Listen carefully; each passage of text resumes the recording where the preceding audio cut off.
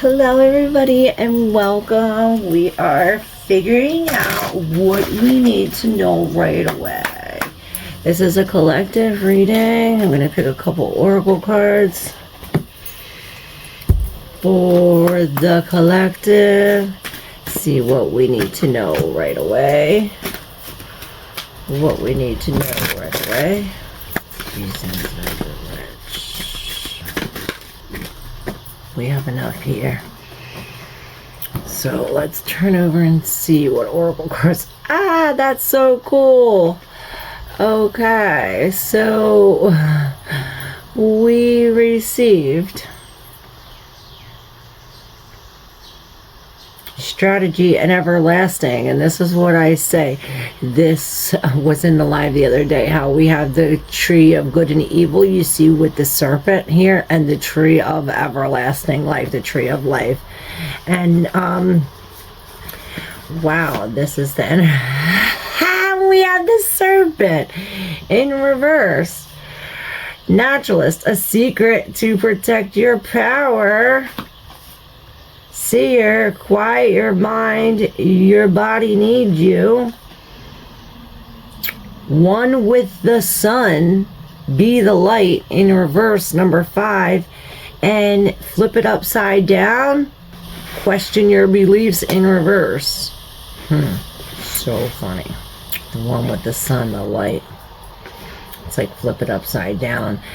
And this is what they really say, you know how they say, the devil this and the devil that, and you know, but really the devil works for God, as God's, you know, number one go-to is the devil. And this is really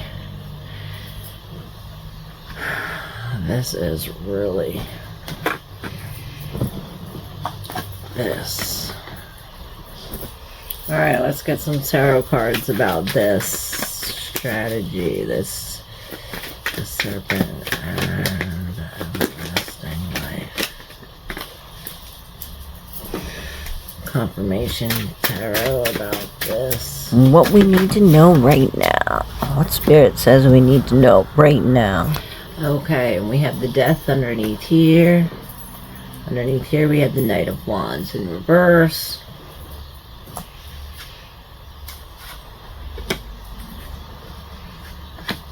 We have the Ace of Wands, the Justice, the 5 of Cups, the Page of Swords, the 4 of Cups, and the Hierophant.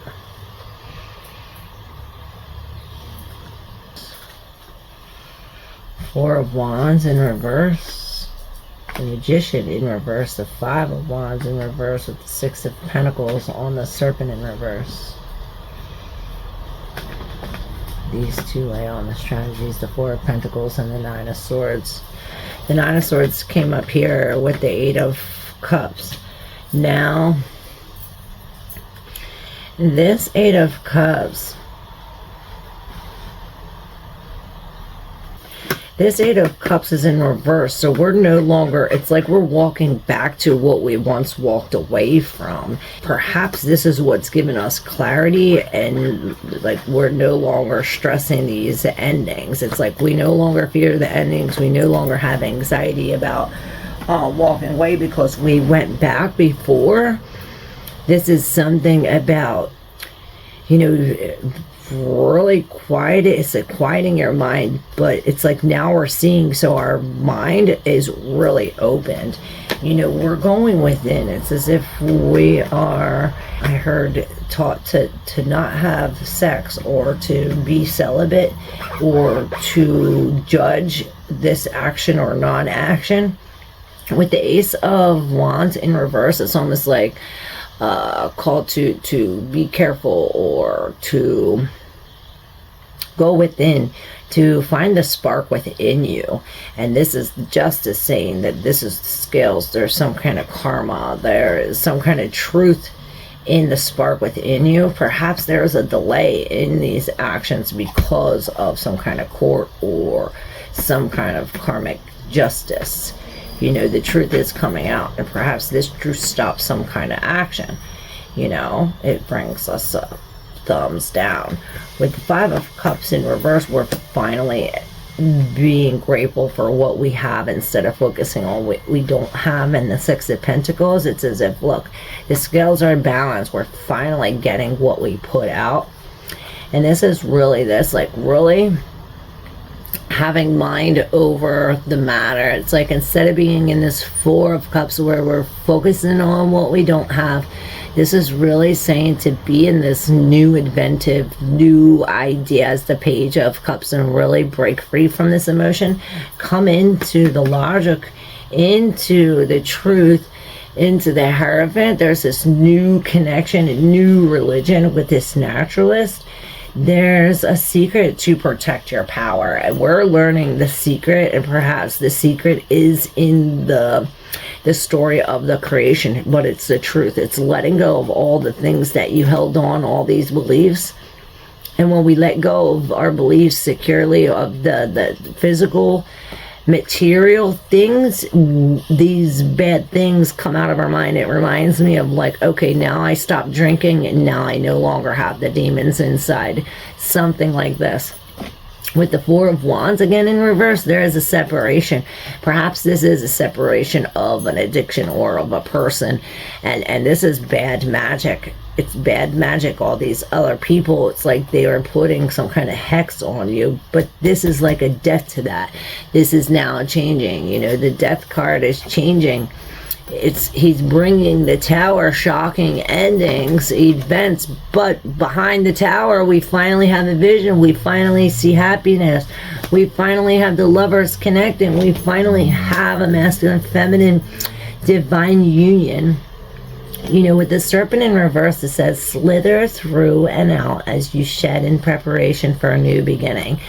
And this is really, this is the process we're in. We're in this shedding process. And if you know, when a snake is shedding, they can't really feel the vibration like they normally would. They can't see like they normally would. It's like a film covering their whole body. It's, you know, it's the skin leaving. Not only are they shedding their old, but the new is very sensitive.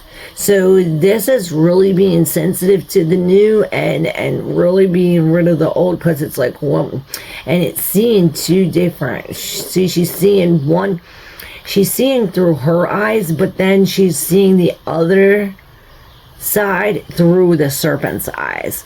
So it's like, look at the serpent's eyes. So you think of the story, it makes me think of the story of Abraham and Isaac, and how God sent Abraham to sacrifice his son Isaac onto God. And Abraham was going to do it, and Isaac was on to him too, and Isaac knew it was for God. So he told him, you know, hey, he said, you're going to have to tie me up, because he knew what he was doing. So Abraham tied Isaac up and took him up to this big thing where he was going to lay him out to sacrifice. He was going to chop his head off and, you know, really sacrifice him to God. That's what God wanted. That's what he was going to do. As he had Isaac right here about to chop him up, the angel came and said, no, hold up. God said he will provide. He will provide a sacrifice for us. Now, there is the story of creation where there was the serpent that came down and seduced Eve, you know, and then this is how creation started. It was the wisdom. They chose the wisdom over the everlasting life, over waiting for God's knowledge. They chose the wisdom. They chose the wisdom and the ways of the world. Now their eyes were open. Adam knew how to do it, because the serpent taught him, Lucifer taught him. You know, that's how Eve gave birth to both the seed of the serpent and to the seed of Adam. There was twins, Cain and Abel. We had Abel and Cain of the serpent seed. This is where this comes in. where we really, and I learned a lot of this in knowing your enemy and really learning about Lucifer, God's most powerful angel, the most beautiful angel, the most brightest angel. He's the one that brought the light. He brought the rainbow. He brings the light. That's what Lucifer means, light bearer. Lucifer in Spanish is luz, la luz, the light. This was his job, for him to be the light, the wisdom of the world. And you know, the wisdom came before the word. Proverbs 8. The wisdom had to happen before the word came. And then God was going to destroy us all. And then Lucifer came and said, no, God, listen, if I can walk a sin-free life as the devil, then any human can do it. So that's what God did. Okay, well, I'll give you a chance. And God did. God sent him down as a sacrifice. He sacrificed his most precious, most beautiful, most brightest angel for us. He sacrificed Jesus for us. Jesus came and walked. Lucifer, the spirit, is Jesus and the human. So Lucifer came down as a whole body, the Son of God, and walked a sin-free life. Now, if the devil can walk a sin-free life with God, anybody can do it. And this was the sign. This is what the whole creation was telling us. Now, the naturalist is a forager of mythical beasts.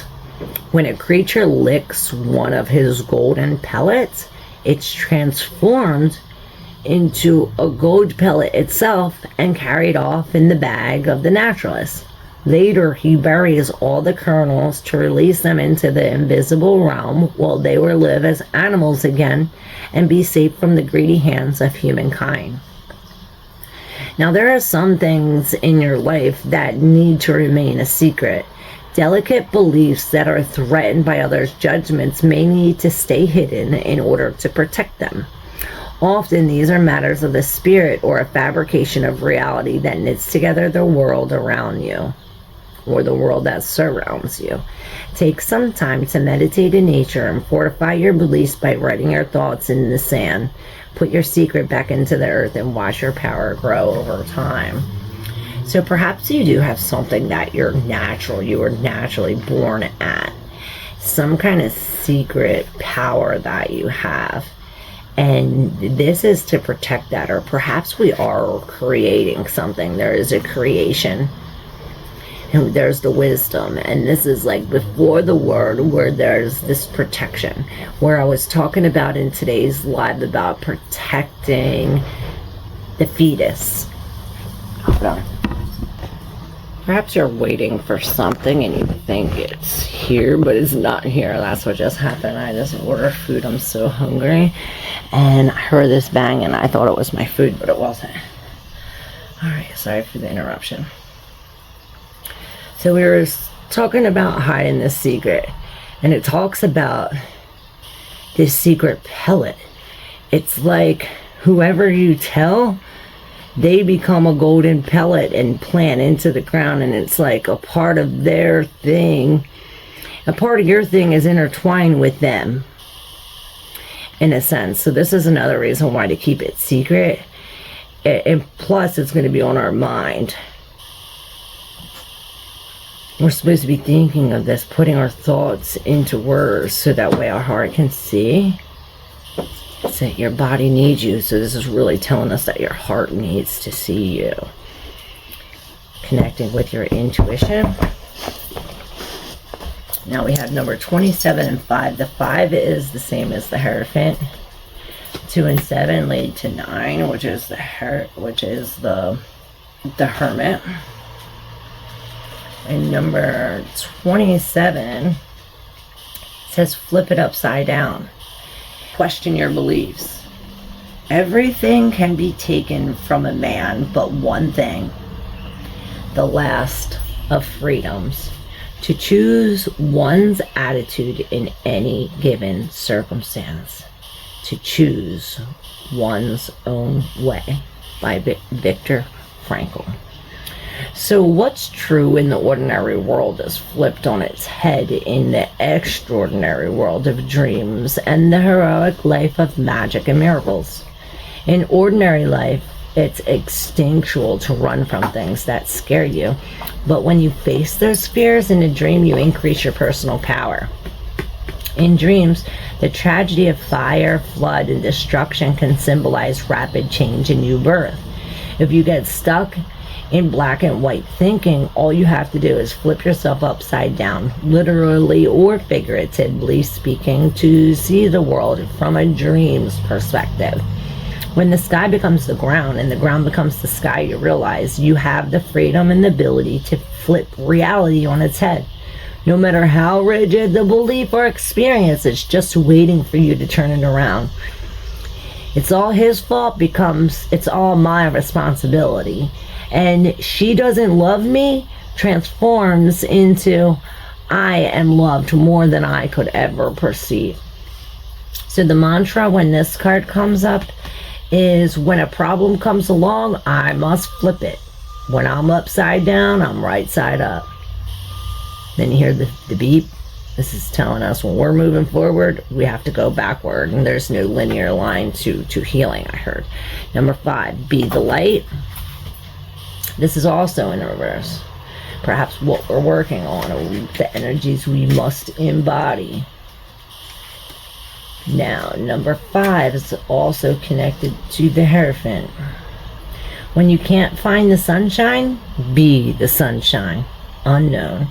It says you are at one with the light of the universe. Every cell of your body, your temple, is a miniature sun. You are the sunlight of the spirit. There is nothing you have ever done or will do that can diminish your light. Even though clouds of self-doubt may temporarily obscure your awareness, behind those clouds, your inner radiance still shines. Whether or not you realize it, you emit divine awareness.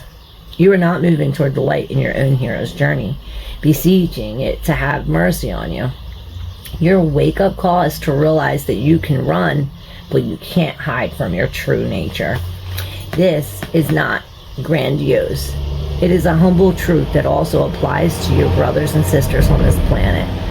Be still, knowing the ground you stand on is holy, and the spotlight of divine love, intelligence, beauty, and creativity is on you. I am at one with the sun, the light that lights up the world. All is extremely well. And you are one with the sun, and this is telling us, you're bright.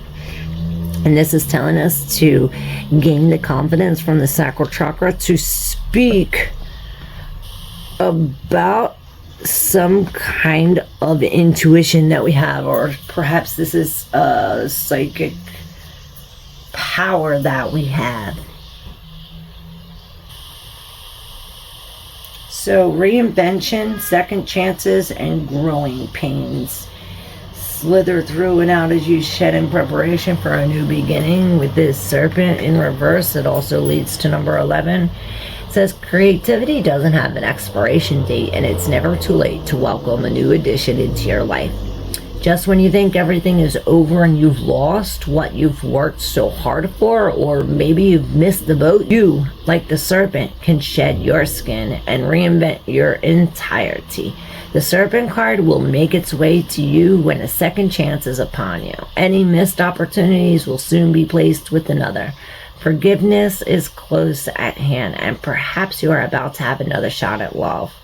If your reading is about your career, pulling this card can mean a career change, and it is a good omen for seeking new employment. Consider a physical makeover if that feels good to you. What might the person you're becoming dress like, or how might they behave? Can you embrace some of these qualities now? This card, however, does come with a note of caution. Growing pains can sometimes make transitions difficult. Remain patient and know that any challenges you face are temporary blocks to overcome. And this is just giving us the strength that we need to project forward. This is giving us the balance we need, the truth, the royalty. I hear royalty. This is us changing to royalty, and I see the high priestess in reverse. So perhaps this is some kind of secret coming out. This is the secret coming out, that we're going through a major transformation. We're getting taken out of these everyday struggles of this magic, and it's as if we are being torn apart, like our world is getting flipped upside down, but we're finally seeing the sun for what it is. It's like we're finally seeing the sun within ourselves, our natural behavior, our natural abilities. We're seeing the true creation, the serpent for what it is, and we're loving it. Perhaps we do have this fly, or is that a moth? It looks like a fly, like there's something stinky, or a fly on the wall, or somebody trying to listen, or somebody watching. And the Six of Pentacles, this too, it's like all these people watching have their hands held out. I really see this as you in the position to actually give. It's as if you're able to give charity. If this isn't you, this is you accepting some kind of gift, an actual gift, a material gift. Now, the guidance. I say the guidance is mind over matter, really connecting to the spirit, to be grateful, really being judgmental, looking at the facts, really being logical about the delays, and seeing the good in the delays, seeing the justice. There's some kind of karmic event. We're no longer stressing about what's in the trash, and we're not taking risks. It's as if we are finally, look, here's the justice here too. We cannot make this up. This is we're not taking risks. We're actually doing what's right. We're keeping the scales balanced, and this is what's going to change the wheels. It's going to put everything in motion. Here's the Lovers again in reverse. Goes again with this Four of Wands in reverse. Some kind of separation of the masculine and the feminine. This could be an actual separation between lovers, but I see this as like a disconnection from what we used to know, or what we used to believe, or what was in our subconscious. We are now unlocking it. We're now unlocking it and unleashing this beast, which is awesome. We're finally seeing, Jesus said, hate no one. We should hate no one. He was trying to tell you, there's so much good in Lucifer, and that people are so gung-ho on hating him, and they don't even realize that they hate the beast, but they're worshiping him. And this is something like this. Perhaps. And this is really knowing our true self. When we know our true self, when we know our shadow self, when we know the beast in us, we see the good for what it is. It's like, oh, there's a good side in the wisdom. There's a bad side in this. It's as if we're looking at the darkness within, the light within the darkness. Some kind of shadow aspect of ourselves. And this is what's really going to take us, clear our mind and take us, and this is divine intervention that it's bringing justice. It's flipping everything upside down, and this is what you need to know right now as we speak. Yeah, it does have to do with some kind of heartbreak. Mind over matter. You see the swords are over the heart. This is mind over matter, and this is the main guidance for this we're looking at. Because it could not, maybe it's not even like logically possible, or maybe we never thought of it before, and this is like, okay, well, we're looking at what's the balance here. Scales, it's like something's turning. The tables are turning. Alright, thank you. I hope I dealt you some kind of hope. The hope dealer here, and I love you. Subscribe if you're not yet subscribed. If you'd like to become a member, all that information is in the description box. Thank you. Love you.